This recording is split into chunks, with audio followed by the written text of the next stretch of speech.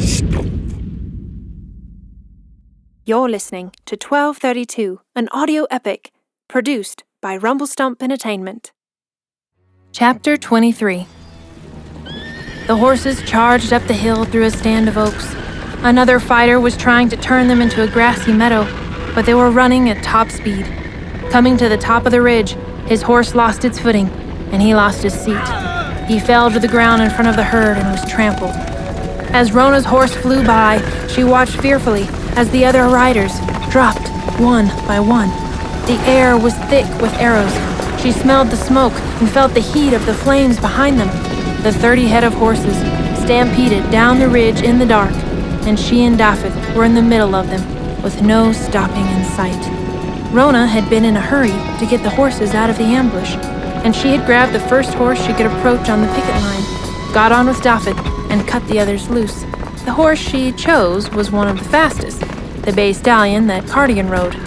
He was soon in front. Rhona stole one last glance behind her. The black riders were closing the gap between them, one of them jerking Scarlet off her horse. As they reached the crest of the ridge, she lost sight of everything in the darkness ahead. Hold on! Both she and Daffyd tangled their hands in the stallion's long mane.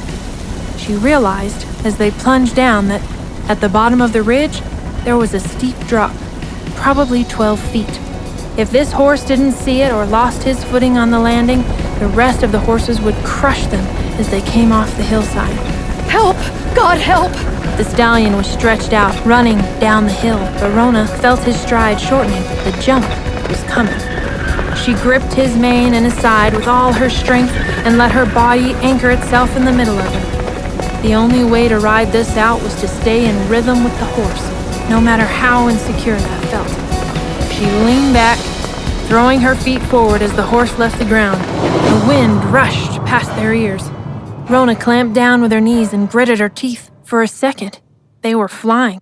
Nothing but blackness, dark below and above. They hit the earth in the next moment, jarring every bone in Rhona's neck and back. Dafydd was still holding on, sticking to the horse's neck like a burr.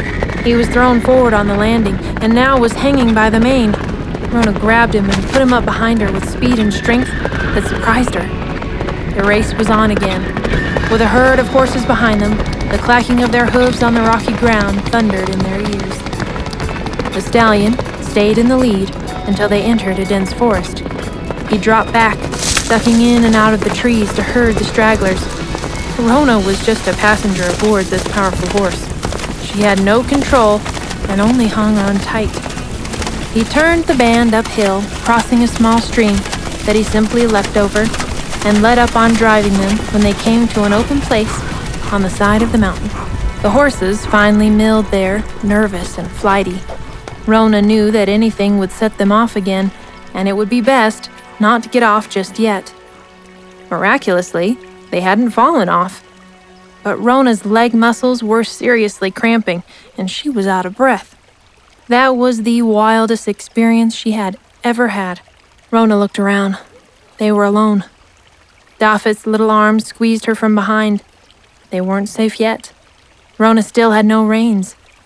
She spoke to the stallion in an even tone, low and slow. Whoa, buddy. Easy, fella. Easy. Leaning down slowly to grab the one dragging rein. Just as she got it, he spun away from her, almost dumping them, but she caught his mane in time and hung on. The horses were all snorting and milling. They were tired, too, all of them foaming wet. You okay? Rhona asked Dafydd, trying to turn her head around enough to see him. He was grinning from ear to ear. That was wonderful, he said through a big toothy grin. Well, I'm glad you thought so, Rhona said, shaking her head and smiling too. That was the scariest and funnest thing I think I've ever done. But when she turned the charger to face the way they'd come, the smile fell off her face. There was a bright yellow glow in the sky, but it wasn't the dawn, it was the fire. Rhaegar had intended for the fire to form a ring around the Resistance camp, leaving only one way to escape, forcing them to face either fire or sword. But the wind took it down the valley instead of upward, and it was now burning out of control toward the town. Either way, it was clearly an advantage for him. From the knoll where he watched, he saw two groups.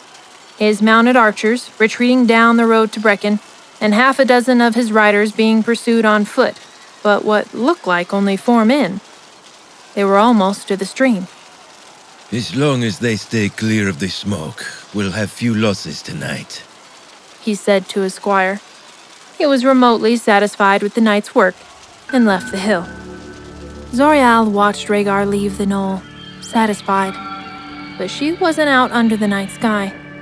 She lay on a stone altar, candles lit about her, her eyes closed as she muttered an incantation. There was more to what Rhaegar had set in motion that night than mere flame. Down in the thick of it, Flint glimpsed Cardigan running after the retreating enemy. He caught up with him, being joined by Smith. They were closing the distance between them and the riders ahead, who were slowed down by the captives they carried. They overtook them at the stream. Flint threw his bow down and leapt up, grabbing the nearest black rider by the collar of his tunic. Cardigan was right there next to him, and as they brought the enemy warrior to the ground, Cardigan delivered a deadly blow to his head. Flint turned and made a dash for another, and this time he grabbed the man around the neck. They both came to the ground, with Flint holding him in a headlock. They struggled, but not for long, as Smith came up and stabbed the black rider in the side. Flint was a little dizzy now, and the smoke was making it hard to breathe and think. He looked for Rhona, but didn't see her. Instead, 3 out of the 5 remaining black riders charged again with axes and heavy cudgels. Cardigan and Smith crouched low, directly in front of the charge. Flint's eyes widened. At the moment the horses were about to be on top of them, Cardigan raised up with his sword and slashed the horse's chest, causing it to leap straight up in the air. It came down right on top of him, throwing the rider several feet away. Cardigan lay trapped under a dead horse. Smith fared better. He had leapt aside as the horse came by, ducked the swinging axe, and stabbed the horse in the flank with his sword. He then drew his knife and fell on the rider, ending his attack with one powerful move. Smith picked up Scarlet, who had fallen unconscious in the water, her hands bound behind her. Flint breathed a sigh of relief. At least she was safe. Edward, coming in a few seconds behind them, ran up to the edge of the stream and knelt, nocking an arrow and sending it after the 2 black riders. Only one rode away. We have to get out of here. The smoke is poisoned. Ed shouted to Flint, and helping another captive to her feet, they took off running after Smith. Ed hadn't noticed Cardigan pinned underneath the dead horse. Flint ran to Cardigan. He couldn't budge the horse, and Cardigan was barely conscious. Come on, wake up! You have to get up! We have to get out of here! Flint screamed and then coughed. The smoke was thick in the air by now. Cardigan winced. I can't move my leg. It's caught. The Welsh lord struggled to get free. He coughed violently, his eyes wide. Obviously, he was hallucinating. Flint looked around for something to pry the horse off with. The light was a smoky green, the air poisonous to breathe. Flint's eyes were burning. What to do? What to do? Flint thought frantically. And without warning, an airplane stewardess appeared before him in the smoke. She had an oxygen mask in her hand. Please remember to place the mask on yourself first, tighten the straps, and then help the person next to you. She smiled and placed the mask on her face. The apparition vanished. Flint's mouth dropped open, dumbfounded. He ripped off his sleeve and tore it in 2 pieces, tying one piece over his mouth and nose, and as quickly as he could, he did the same for Cardigan with the other piece. I've got to find something to get this horse off with, Flint said, trying to be calm. Inside, he was anything but calm. He ran to the stream, where he found a stout javelin stuck in the root of a tree. He pulled it out with a little effort and ran back for Cardigan, but he caught movement out of the corner of his eye. Look out! The thrown rider came to and raised his blade over his head. Cardigan held up his arms when he heard the warning, and Flint, without thinking, threw the javelin. He hit his target, and the black rider fell dead only a few feet from Cardigan's head. Reeling now from the lack of oxygen and out of breath, he freed the javelin from the dead man's chest and went to work trying to pry the horse off of Cardigan's leg. Cardigan scooted free. Flint was sick to his stomach. He had never had to use that much muscle in his life, but then he had never known he had that much muscle to use. Cardigan sat on the ground, holding his bloody sword in his right hand. He's out of it. Flint thought. Cardigan's wide-eyed expression convinced Flint that he was in shock, either from a concussion or hallucination. Come on, we have to get out of here. He picked up the sword and tied it on his own belt. He reached out a hand to Cardigan and helped him stand. The Welshman could barely walk. Flint looked around them. The fire was encroaching. It had gone to the tops of the trees and was traveling fast. The roar of the flames frightened Flint beyond anything he had ever experienced. Oh God, please, if you get me out of here, oh God. He prayed. They moved back toward the meadow and the camp, though there was only a narrow passage that wasn't claimed by fire. Flint heard a boom. The trunk of a pine exploded, sending splinters flying in all directions. Its branches were wildly aflame. The entire tree fell over their path. No way out. Cardigan sank. He coughed and groaned, muttering names and clenching his eyes shut. There was no one around to ask for advice, no one to follow. Flint had to decide. Above, toward the mountain, the stream bed fanned out. He knew this because he had to draw water for camp. Only 3 feet deep, it had a swift current and ran cold and clear from the mountains. But where the water widened, it might be possible to travel up it and escape the fire trap. The stream was the only option they had. Flint made a dash for it, practically dragging Cardigan with him. The freezing water brought Cardigan to his senses. Leaning heavily on Flint, he struggled upstream. They half swam, half waded through the water, the heat of the fire closing in on both sides of the bank.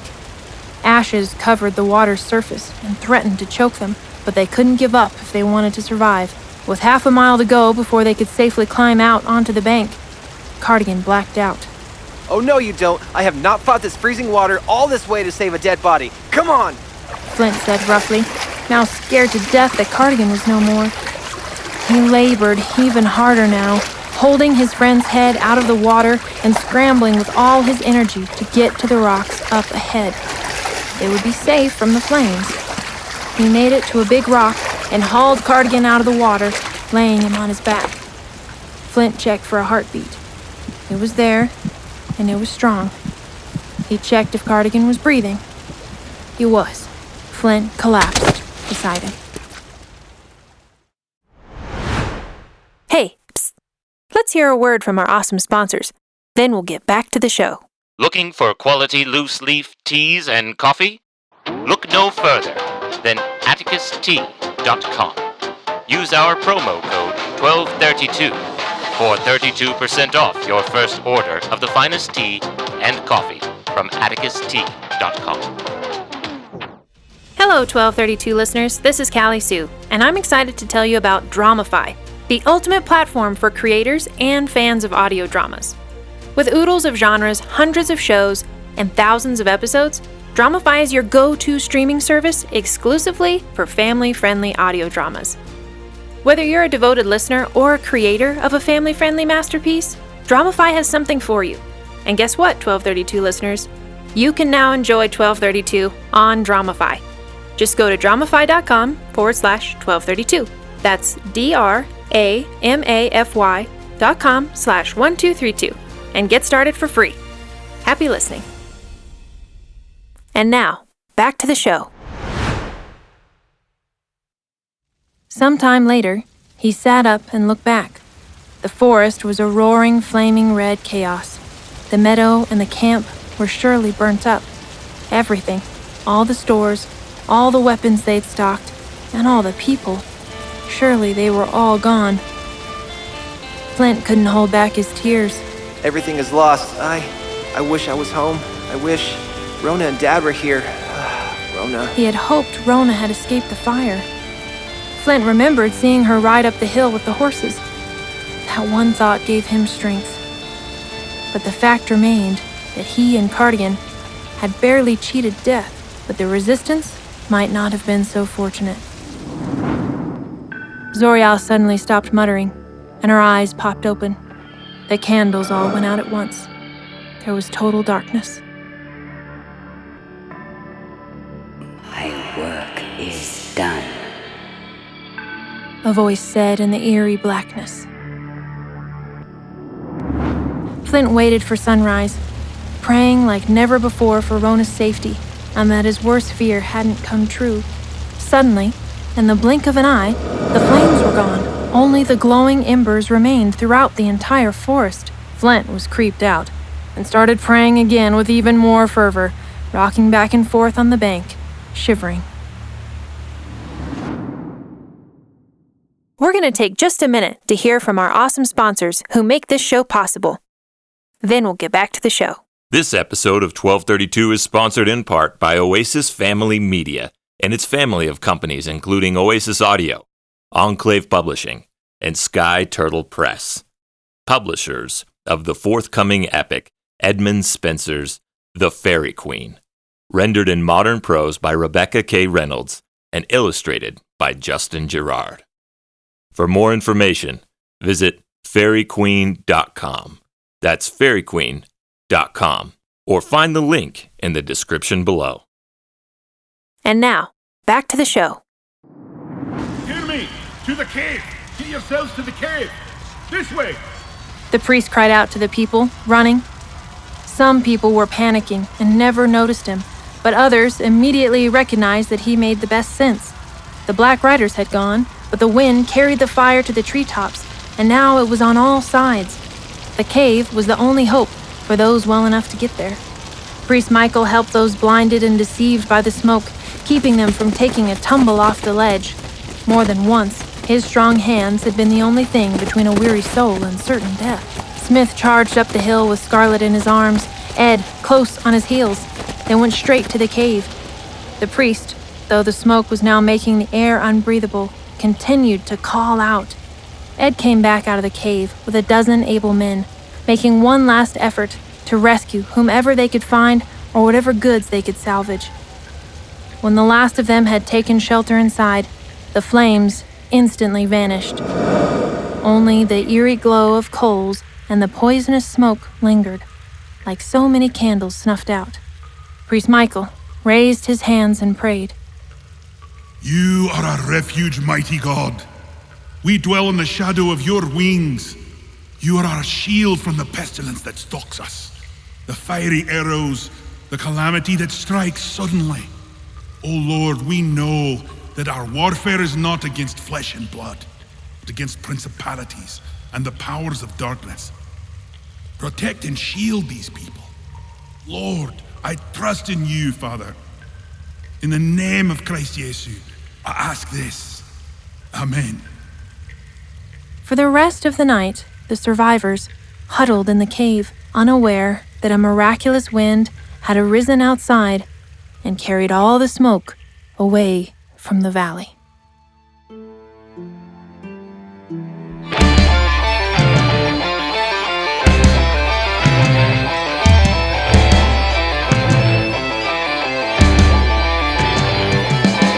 You've been listening to the 22nd episode of 1232, produced by Rumble Stump Entertainment, written by Callie Sue and Cheyenne Bell, narrated by Callie Sue. Today's voice talents include Robyn Cage as Rhona Thatcher, Corey Keller as Flint Thatcher, Kaelyn Landry as Daffyd, Jonathan Cook as Rhaegar, Garrett Goodlow as Edward, Matt Burke as Cardigan, Callie Sue as the Stewardess, Jessica King as Zorreale, and Sid Goodlow as Priest Michael. Today's episode was mixed and engineered by Jet Black, with editing and sound design by Casey Caballero Sounds, music by Callie Sue and Jet Black, featuring Rhona's theme, Warrior, by Robyn Cage, with cover art by Niall C. Grant. This episode was made possible by our generous and incredible supporters through Kickstarter and our Patreon members. You know who you are. To our knights, our bards, Welsh Bowmen, wizards and chieftains, thank you. Continue the adventure in episode 23.